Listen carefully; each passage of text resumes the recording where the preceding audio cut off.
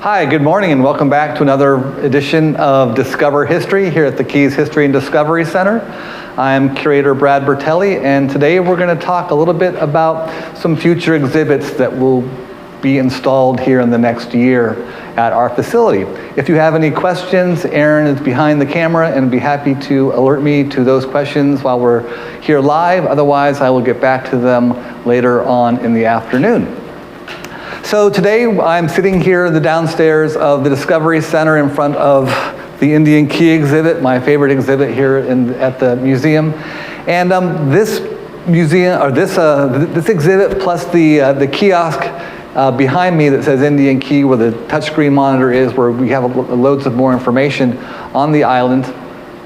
These are all going to be moving upstairs probably in September, while we make way for a new exhibit downstairs.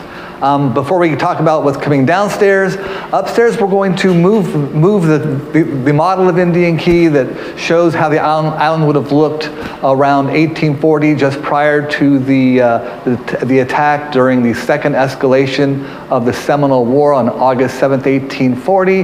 And we're going to move the Indian Key exhibit upstairs to make room for a fantastic new addition, which will be what I consider maybe the coolest, or not coolest, but one of the premier artifacts of Upper Keys history, and that will be the tombstone of Jacob Hausman, the somewhat architect of Indian Key. And this tombstone has a really interesting history. It's an 8-foot long marble slab that was installed or brought to Indian Key in 1841. Over the years, however, it was destroyed largely by treasure hunters out on the island in the 1930s, 1940s, 1950s. And as treasure hunters were looking for, probably not buried treasure, although perhaps that's what they thought they were going to find, but artifacts and other items. But this tombstone, this 8-foot large piece of marble, was broken up into well over 20 individual pieces. Now, in the 50s, the tombstone was taken by a group in Coral Gables and housed in Coral Gables to protect it, so people could not steal it, because it was, some of the pieces are just coffee tin sized, and some pieces are larger, but easily to grab, easy pieces to grab and walk away. So in order to stop this from happening, the tombstone was taken to Coral Gables, where it was housed in protection for a couple of decades before it was returned to the Upper Keys and placed on Lignum Vitae Key in the 1970s. It was placed on Lignum Vitae Key as opposed to Indian Key, because at Lignum Vitae there are rangers living on the island, and you can't just pull up and walk around the island as you can on Indian Key. There are actual rangers there, so there was a modicum more of protection for the tombstone. Funny story, during the, I think it was sometime in the early 1970s, or late 1970s, I can't remember the date off the top of my head, there was an Indian Key Days. And this was an event that used to be held out on Indian Key that kind of did a reenactment of the Seminole attack. And I'll let you know, there are people telling history of the islands. And they brought the tombstone to a tent on Indian Key Phil there, and the Rangers, the Rangers brought the tombstone down, and it was on display for the public, but the Rangers left prior to the end of the day, and so at the end of the day, the volunteers were standing around with this 8-foot slab of marble, in 26 different pieces with no Rangers in sight, so they didn't know what to do with it. So, just to protect the tombstone so it wasn't laying out there on the fill all night long, every volunteer took one piece of the tombstone home with them and returned it the next day to give to the Rangers, and miraculously all the pieces came back and were reassembled. And today those pieces are sitting in the grass on a hill at Lignum Vitae Key. The state or the Parks Department contacted us and asked us if we would like to house the tombstone, because it didn't make a whole lot of sense it being on Lignum Vitae Key. And because we have the great model and so much other great information on Indian Key, the Parks Department thought that we would be a great a great host for this tombstone, which I'm thrilled to be receiving, and just because it's going to add so much to the story of Indian Key and the story that we're trying to tell here. But that it's a very large piece and it didn't fit downstairs, so we decided to rearrange some of the exhibits and bring those upstairs to fill. We have a great open floor space upstairs, so that's going to be a fantastic addition where I get to expand the story of Indian Key, but also include some history of Lignum Vitae Key, which is another great state park and with tremendous history and a link to Indian Key. So that will be a really fantastic new exhibit that we'll be installing at the museum, which I'm really excited about. And since this space will be empty, we were contacted by a gentleman in the community named Joe Robinson, who has an original Willie Roberts boat. And that is a really essential design for a skiff. It's a skiff, it's about 16 feet long, I think. And it was a very shallow draft skiff that was designed and really for this specific area because of the shallow nature of the water. And that's going to be a really cool piece to add and kind of tell more of the story of the importance of fishing here in this area, because the fishing history goes back just about as long as every other kind of history. Even when Islamorada, the town site of Islamorada was founded in 1906, there was a newspaper release talking about this new community of Islamorada being formed in 1907. This came out in May of 1907 in a newspaper, and even in this newspaper account, it talks about Islamorada being becoming a huge tourist destination and also a fabulous fishing destination.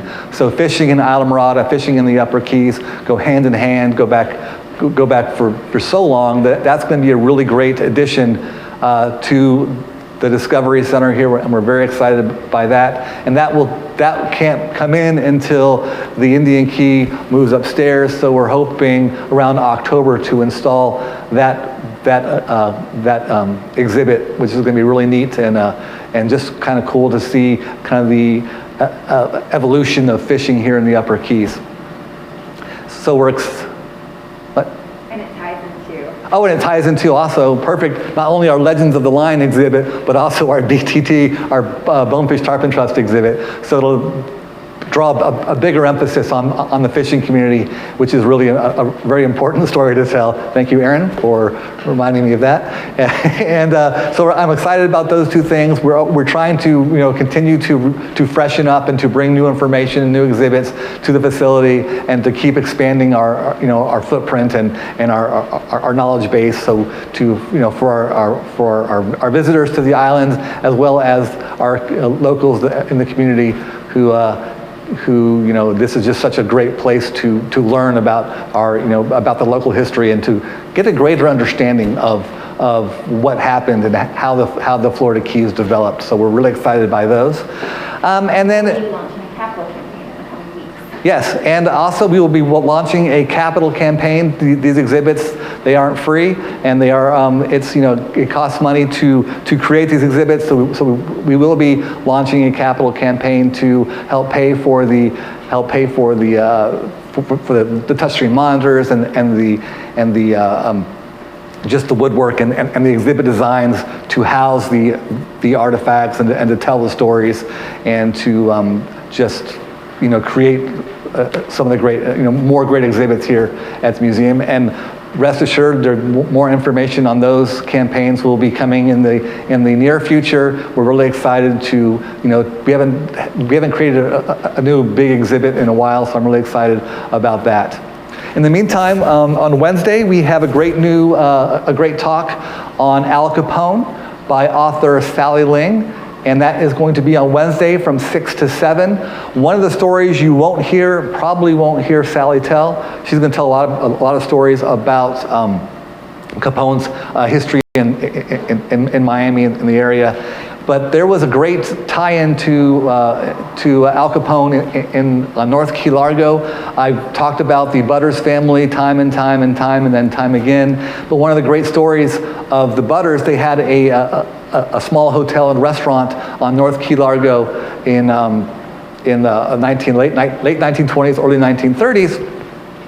And in addition to the hotel and the restaurant, there was a dock that led out into the water where Ed could take people fishing in his charter boat or in his boat.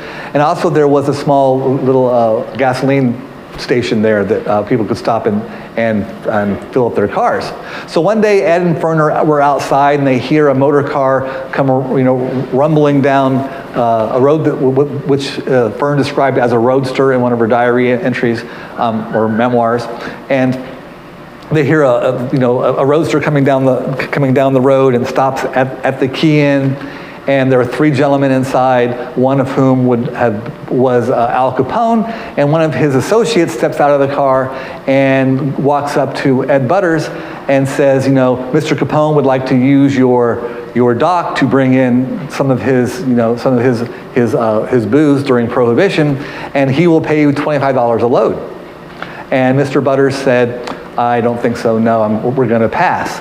And the associate was all, no one says no to Al Capone, and Fern is watching this all go down, and she thinks she is witnessing, the soon-to-be death of her husband. But Al Capone just, they pack up and drive away, and Ed turns his back and walks away, and everybody is fine, and there's no big showdown, although Fern, I'm sure Ed was concerned during his encounter, but all that went out well, and which is also interesting because while Fern didn't drink, Ed was known to drink on occasion, and he actually had his own still on the other side of the road. But he was not going to allow Al Capone to bring in his cases of contraband booze into his property, although I'm sure Al Capone found someone else who's willing to make $25 for turning a blind eye, which is pretty significant money in the 1930s. So that's going to be that story probably won't come out in Ms. Ling's lecture on Wednesday, but please join us. It's from 6 to 7 on Wednesday night. Registration is required for our members. It is a free event. For those of you who aren't members and would like to attend, it's $5. You can visit our Facebook page. There's a link on our Facebook page to register for the event, or you can go to our website at keysdiscovery.com and then look under the events tab, and you can also find registration form there. So that should be a great lecture we're looking forward to hosting.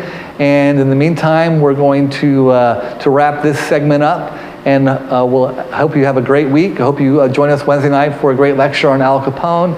And in the meantime, have a great week, and we'll see you next Tuesday for another edition of Discover History. Bye-bye now.